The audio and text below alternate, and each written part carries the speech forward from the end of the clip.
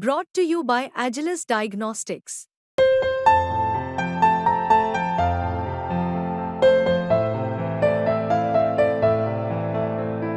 Agilus Diagnostics.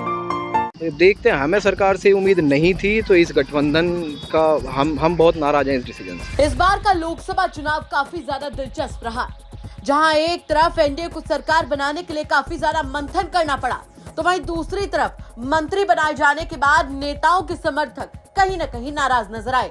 दरअसल Modi cabinet 3.0 में इस बार एक और चेहरा शामिल था, और वो चेहरा था आरएलडी प्रमुख जयंत चौधरी का। जयंत चौधरी, जिन्हें एनडीए की मोदी सरकार में स्वतंत्र प्रभार राज्य मंत्री बनाया गया, जिसको लेकर जब यूपी तक की टीम ने मुजफ्फरनगर के लोकदल समर्थकों से खास बातचीत की, तो उनका साफ तौर पर कहना था कि हम लोग कैबिनेट से आशा लगाए बैठे थे कि उन्हें मंत्री पद दिया जाएगा, कैबिनेट मंत्री बनाया जाएगा, जिसके चलते हमें बहुत निराशा मिली है। साथ ही साथ उनका यह भी कहना था कि हमें सरकार से उम्मीद नहीं थी, जिसके चलते हम लोग बहुत नाराज हैं। वहीं इन सब के बीच में अनुप्रिया पटेल का भी जिक्र हुआ, क्योंकि जयंत चौधरी के खाते में 2 सीटें आई और वो दोनों सीटें उन्होंने जीतकर एनडीए की झोली में डाल दी, जबकि मिर्जापुर और रॉबर्टगंज ये 2 सीटें अनुप्रिया पटेल के हिस्से आई, जिनमें अनुप्रिया पटेल सिर्फ और सिर्फ अपनी सीट बचा सकी। लेकिन इसके बावजूद एनडीए की मीटिंग में अनुप्रिया पटेल का मंच पर होना और जयंत चौधरी का दीर्घा में होना, ये भी दर्शकों को कुछ खास पसंद नहीं आया। उनका कहना था कि अनुप्रिया पटेल जो कि 1 सीट लेकर आई, उन्हें इतना बड़ा मंच दिया गया और जयंत चौधरी को छोटा मंच।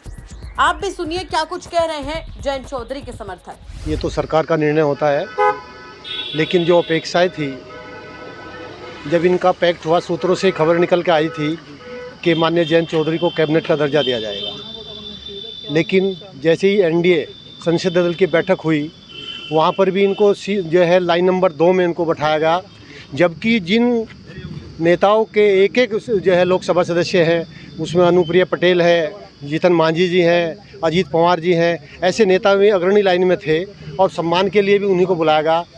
तो संदेह तो उसी दिन हो गया था कि दाल में काला है। जो चीज़ें इन्होंने तय की थी वो अपनी तय पर खरे नहीं उतरे। उन्हें कैबिनेट मिलना चाहिए, उनको कैबिनेट मिलना चाहिए था। जो सूत्रों से खबर है कि उनको कैबिनेट जो है एक समझौते में तय हुआ था कि कैबिनेट आपको दिया जाएगा, लेकिन न जाने क्या परिस्थितियां रहीं, सरकार की क्या योजनाएं थी, क्या उन्होंने सोच समझ के उनको जो है, वैसे तो स्वतंत्र प्रभार भी एज ए कैबिनेट होता है, क्योंकि उसके वो डिपेंडेंट खुद होता है, उसका कोई कैबिनेट में तो फिर भी राज्य मंत्री होते हैं, उनकी सलाह ली जाती है। स्वतंत्र प्रभार भी एक कैबिनेट के बराबर होता है, लेकिन जो सूत्रों से खबर है कि कैबिनेट मिलना चाहिए था, वो कैबिनेट नहीं मिला। ये चिंता और जो है समाज में इस तरह की चर्चा बनी हुई है कि कैबिनेट इनको क्यों नहीं दिया। 100% कैबिनेट की प्रबल इच्छा थी, लेकिन ये विशेष अधिकार माननीय प्रधानमंत्री जी का होता है।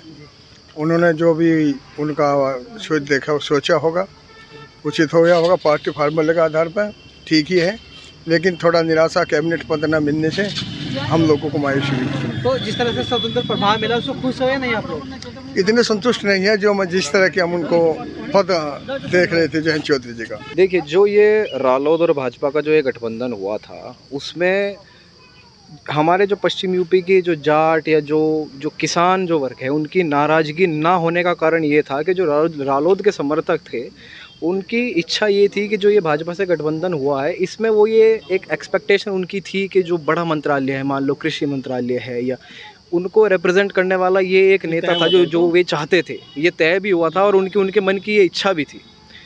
पर अब देखते हैं, हमें सरकार से उम्मीद नहीं थी, तो इस गठबंधन का हम बहुत नाराज हैं इस डिसीजन से।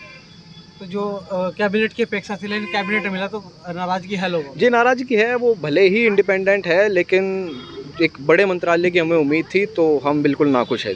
हम बिल्कुल खुश नहीं हैं।